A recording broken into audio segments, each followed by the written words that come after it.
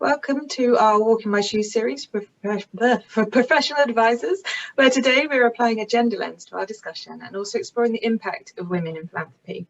My name is Zofia Sanik and I'm the Director of Membership and Development here at Philanthropy Impact and your moderator for this series.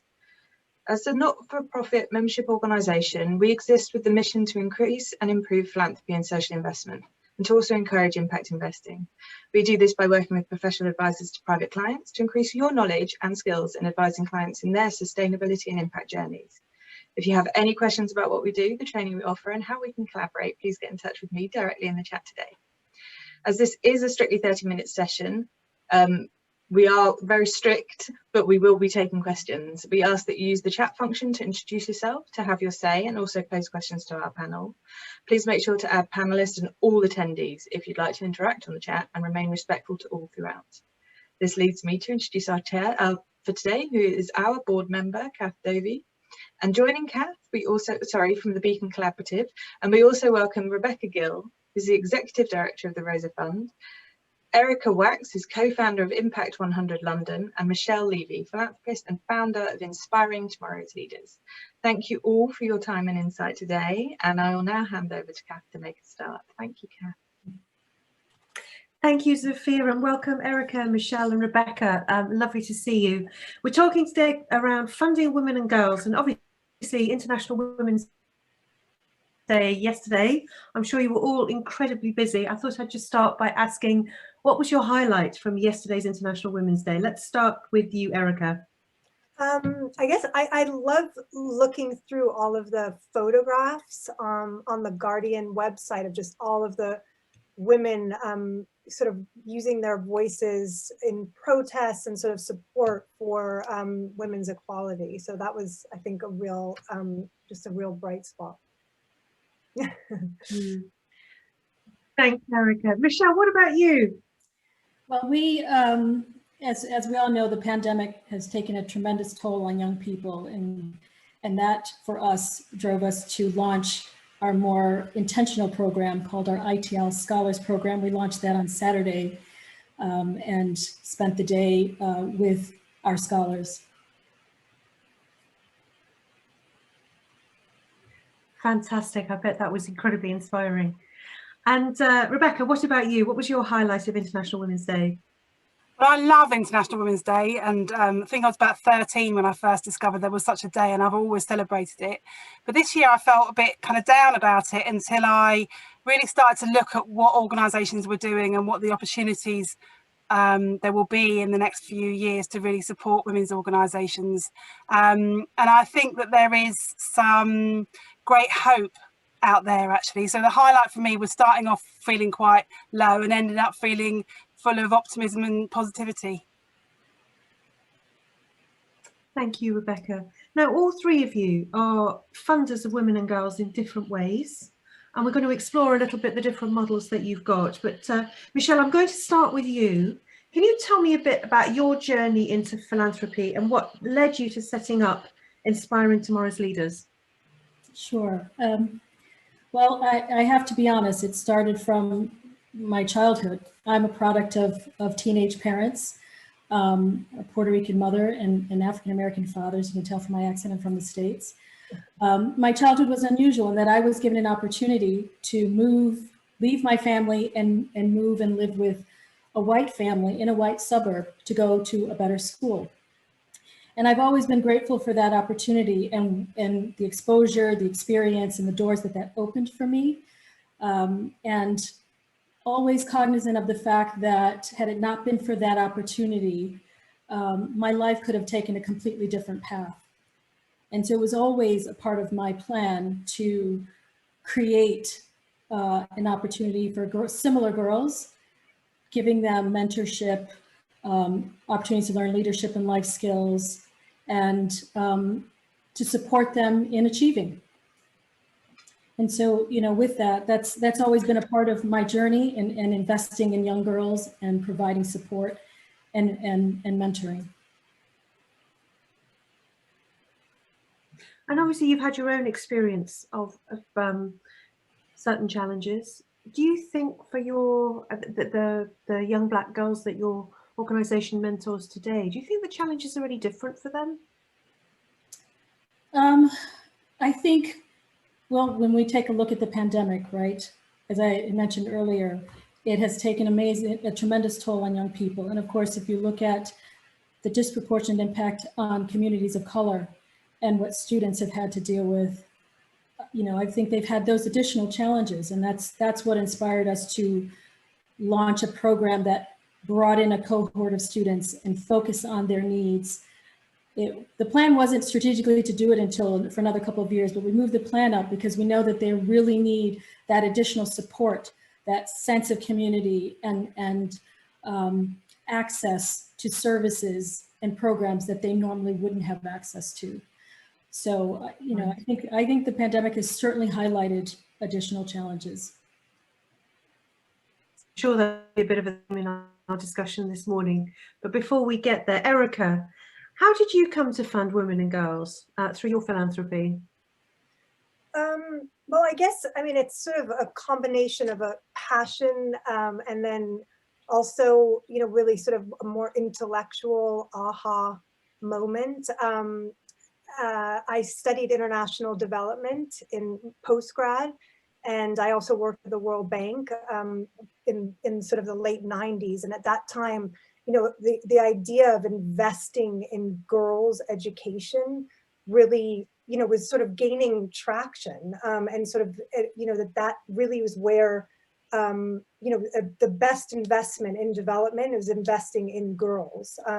So, and I remember a quote from I think a Ghanaian academic who said, when you invest in a man's education, you invest in an individual.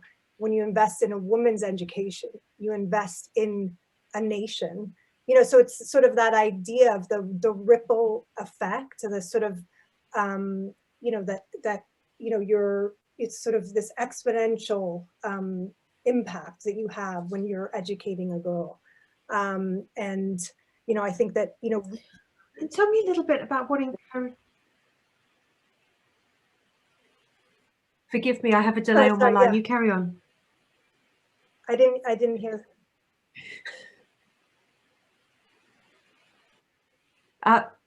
You were just saying about when you invest in women and girls, you get the ripple effect. Sorry, and then I'm afraid my delay caused a problem. Okay, so it's really about sort of the idea that better educated women are tend to be healthier. They tend to earn more. They tend to have less children. They tend to invest back into their own families and their own communities. So so it's sort of that idea really. And then I think, and after, when I finished school, I ended up starting a charity in New York City called Girls Career Workshop. And we partnered with New York City public schools to run workshops for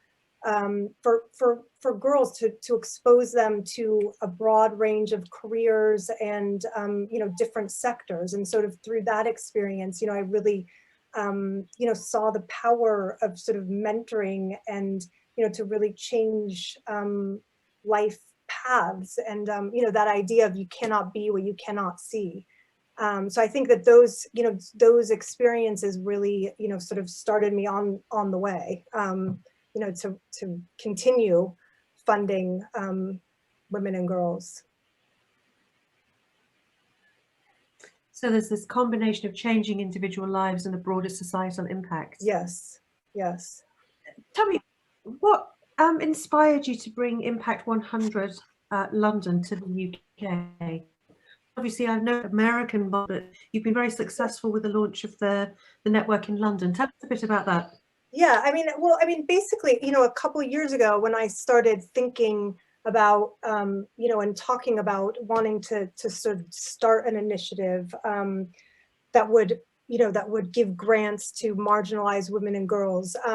We, and I say we because I'm working with an incredibly talented and dynamic leadership team. So it's not just me, but, we really realized early on we need to make sure, to sort of to really delve into what the need is and what the need is with women and girls women and girls charities in London. So we did a lot of research, had a lot of conversations with philanthropists, with foundations, with charities.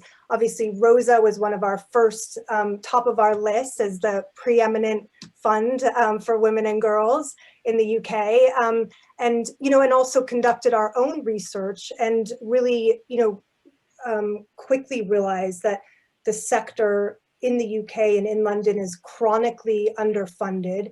And there was a report that was put out around the same time in 2018 by the Women's Resource Center that talked about sort of the reasons for that chronic underfunding, which, goes back to sort of to 2010 and austerity and sort of the cuts there, and also, not only the government cuts to, to local charities and to sort of local authorities, but also that increasing need. So it's that sort of double whammy, as well as, that the funding for women and girls charities is predominantly short, they're sort of short-term funding. It's project funding.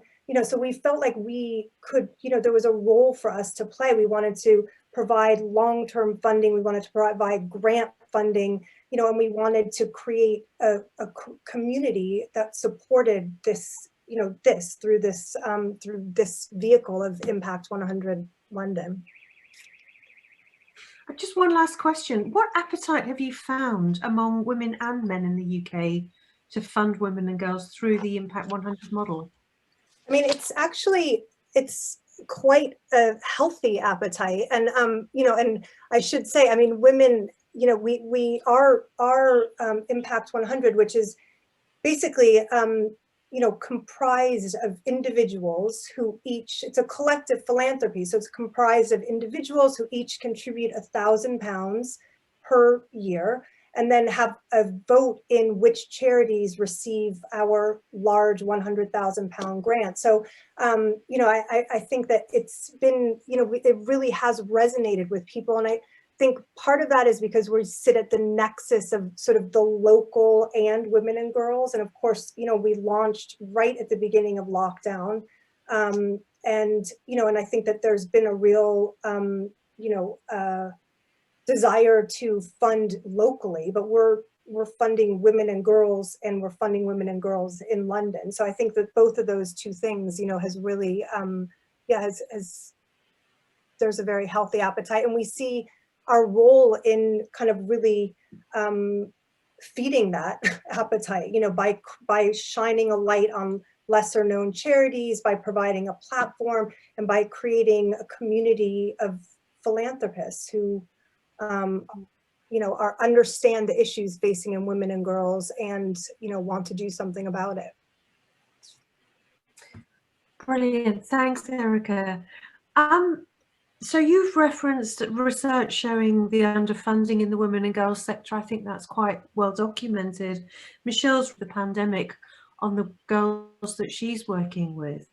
Rebecca, could I just turn to you for a moment and ask, if we get behind the media headlines, through the pandemic, what's really been going on for women and girls and for the women and girls sector over the last few months? I think we are only just beginning to understand the breadth of the issue, let alone the depth of the issue of what women and girls have been facing. But I think what is clear is the pandemic has intensified the experiences of many women and girls that they were already living with. So whether it's a significant reduction in jobs in the types of occupations which tend to employ women, so you've seen a kind of rise in the number of women losing their work, an increase in the number of women who are living in poverty, an obvious increase in the very real burden, often invisible burden of care, which falls on women and girls' shoulders, as well as the increase in abuse that women and girls have experienced in the home, and many have also experienced online. So I think that there's a kind of breadth and depth of the pandemic that we're still seeking to understand. And then the other thing that we've noticed at Rosa is that you know, the impact of the pandemic has not been equally shared across all women. So it has really affected women who live in poverty, who live on low pay.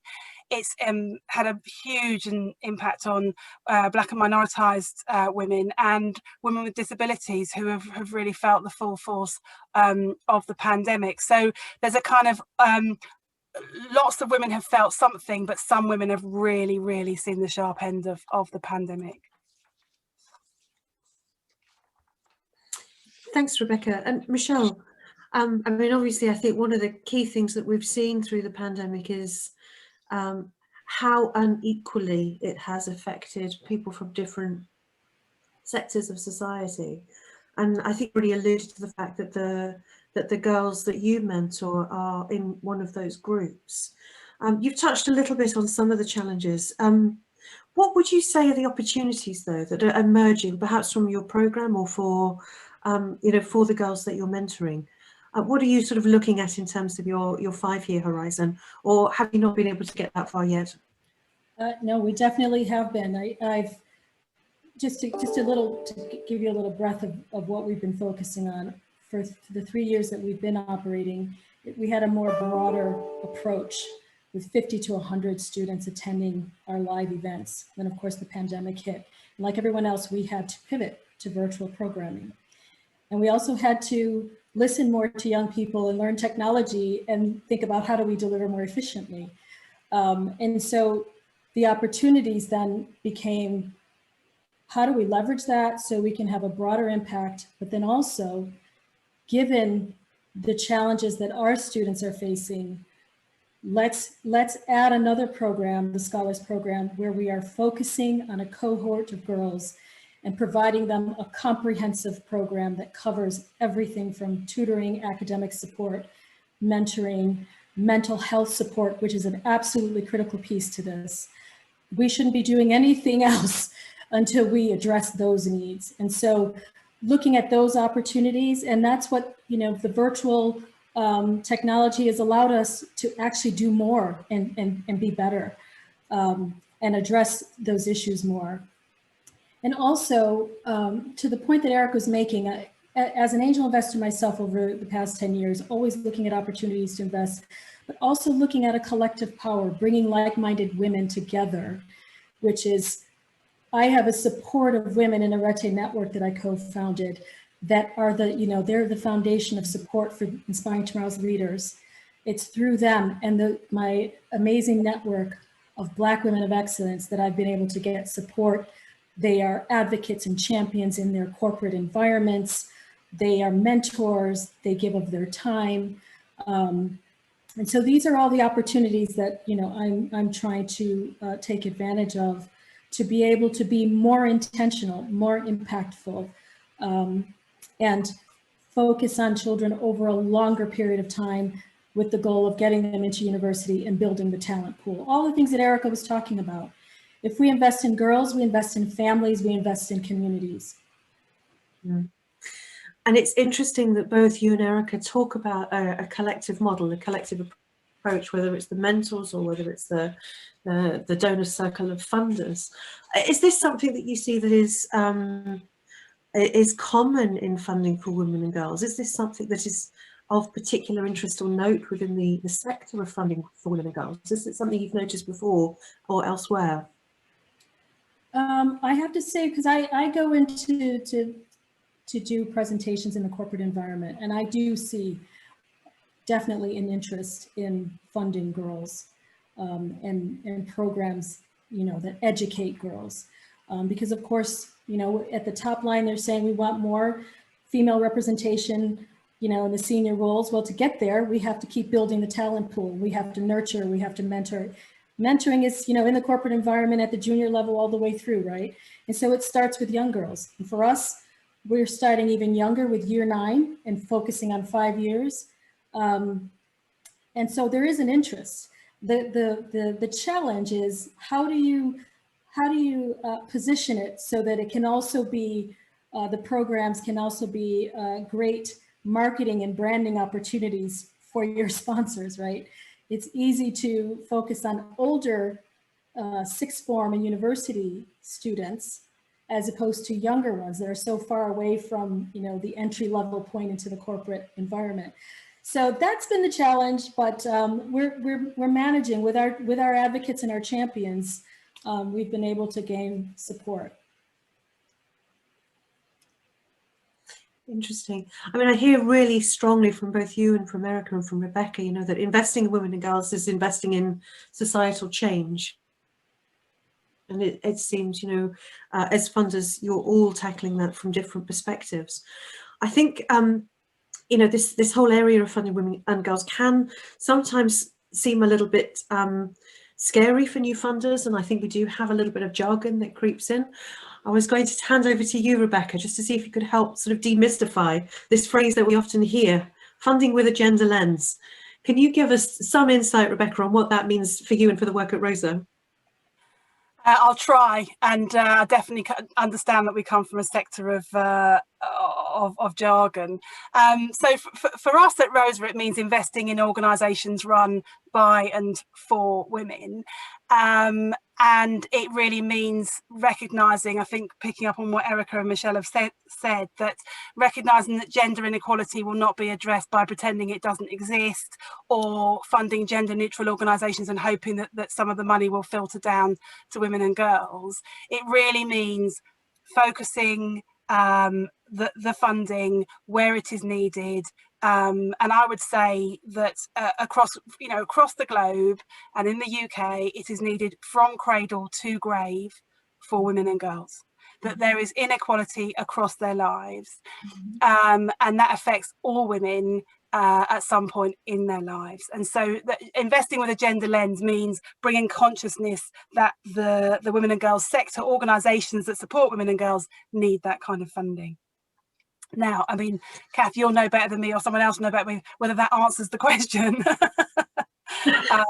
But that's how we would see it, Rosa. I was going to ask if Michelle or Erica had anything that they would add to that definition. Funding with intentionality to change the trajectory for women and girls. Is there anything that you would add to that, Erica or Michelle? I don't think, I mean, I think that, yeah, I mean, our focus is more on, yeah, I mean, it's on sort of the, yeah, I mean, the individual, the, you know, and yeah, and that like through the, you know, changing a life and changing the opportunities, making people safer, more secure, you know, that ultimately will change the, you know, the sort of gender balance in a sense. Like we're not sort of funding systems level, you know, work, as so to speak, but I think the need is across all, yeah, it's across all organizations working with women and girls. Thank you, Erica. Michelle, is there anything you would add? I'm sorry, I couldn't hear you. Sorry, is there anything that you would add? Anything around your approach, you know, the intentionality of funding for change? Well, I guess for me, it's being very focused. We use the word intentional. And I think sometimes when we try to cast a very broad net, I don't think we're as successful. And so, you know, I think, you know, supporting various organizations that have a very focused approach, because that leads to, I think, better outcomes and more successful outcomes is one way of looking at it as well. In terms of key areas, are we raising the aspirations of girls and broadening their dreams with exposure? Are we providing them to access to programs and services that maybe the more privileged might have access to? Are we, and importantly, are we listening to women and girls in what we do to make sure that we're actually not just giving money to charities, but are we giving money to charities that actually are meeting real needs in a real way that makes sense?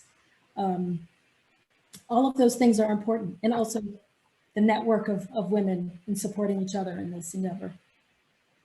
I noticed we've got a great question question in the chat around future resilience. So 2020 put the spotlight on issues of equality and equity, I think, in a way that hasn't happened for a very long time. Coming out of the pandemic, what are your thoughts, Michelle, on what we can do to fund for future resilience? You were cutting, I'm sorry, you said, what are So we? sorry. Coming out of the pandemic, Yes. what can we do to fund for future resilience? I think we should not underestimate the importance of mental health, especially for young people. Suicide numbers have gone up tremendously during the pandemic. We need to really be addressing some of these things and providing access to services to help young people weather the storms. I think that's more critical at this point from what I am seeing and where I'm sitting. I'm not sure if anyone else has a perspective, but. Rebecca, do you have a perspective on that? How can we try to support the sector to build back better towards, greater resilience for those who are perhaps on low incomes, or, more broadly, as you say, across the different challenges that women from different parts of the population will face? I think that as we come out of COVID, we're sort of funding from a lifeline, and now we need to fund for a pipeline. So I think it's really crucial that we do ensure that the organisations that often support women to be more economically resilient, but also, as Michelle talked about, to have that sort of mental health and physical health, that sort of support around them that enables them to address the challenges that they face. We need to ensure that those networks and those places are in place and receive the funding, because I think that the lack of economic resilience that women face is often also reflected in the sector, that women and girls organisations are often, the Cinderella of the charity sector. They get far less money than the rest of the charity sector. So I think if we can think about moving from that lifeline to that pipeline and ensuring that we understand where the money's flowing and is being invested, and why people want to invest and why they should invest, because this investment is transformational for individual women and for organisations. And these organisations, some of them are changing lives and some of them are saving lives, and what they're doing is critical across the United Kingdom at the moment. So I think that will go a long way to supporting women to be economic resilient when we are facing some really tough events coming down the line. Cath, sorry, I've got to cut in now. 30 minutes is just about up. This has been absolutely fantastic and inspirational. I think what we'll do is a little later in the year, we'll do a full webinar so we can dive into this pretty deeply, but also to talk about the role of professional advisors and how they should be supporting their clients on their donor journeys. So thank you very much about that from all of you, Michelle, Rebecca, Erica, and Cath. One thing that you might want to keep in mind is that our call for papers has gone out, and it's around SDGs financing the future. And of course, one of the SDGs is all around gender and gender equity. So if anyone on this call wants to put forward an idea for an article, if you can get something to me in the next few days, that would be really good. Can we just have final words of wisdom from each of you? 30 seconds, so leave the audience wanting more. Michelle, would you like to go first? So I guess I would say to really find what matters to you, to your core, and create opportunities that bring others along that share that same interest. And so it's about that collective power to invest in women and girls. Great. Okay, Rebecca. I think if people are looking to invest in women and girls, then organisations like Rosa can really help with that thinking. And the women and girls sector is ready to build back better, and we really, really need the investment. Thank you. Erica. I guess I would just say this quote from Melinda Gates that I love, which is, when we invest in women and girls, we invest in the people who invest in everyone else. Great. Oh, that's really fabulous. Cath, the final word to you. Well, I mean, it's always inspirational to speak to people who are just, really digging into what is quite a challenging area to fund, actually. And I think, if I were to pass on advice, it would be, to work with others and to find people who are already, digging into what can appear an incredibly challenging area. Great. Okay. Thank you very much. That was absolutely fabulous. Thank you. Sophia, final word. Sorry, were you going to say something, Erica? Or No, just thank you. Yeah, thank you. Thank you very much. Very welcome. Thank you all so much for your insight. It was, as John said, really fascinating. So we will be back next week at the normal time of Monday, 4 p.m. GMT, where we will be discussing a very different topic. We will be discussing Brexit and implications for philanthropy and cross-border giving. Wishing you all a wonderful week. Thank you very much for spending this half hour with us. Take care. Bye. All right. Thank you. Thanks.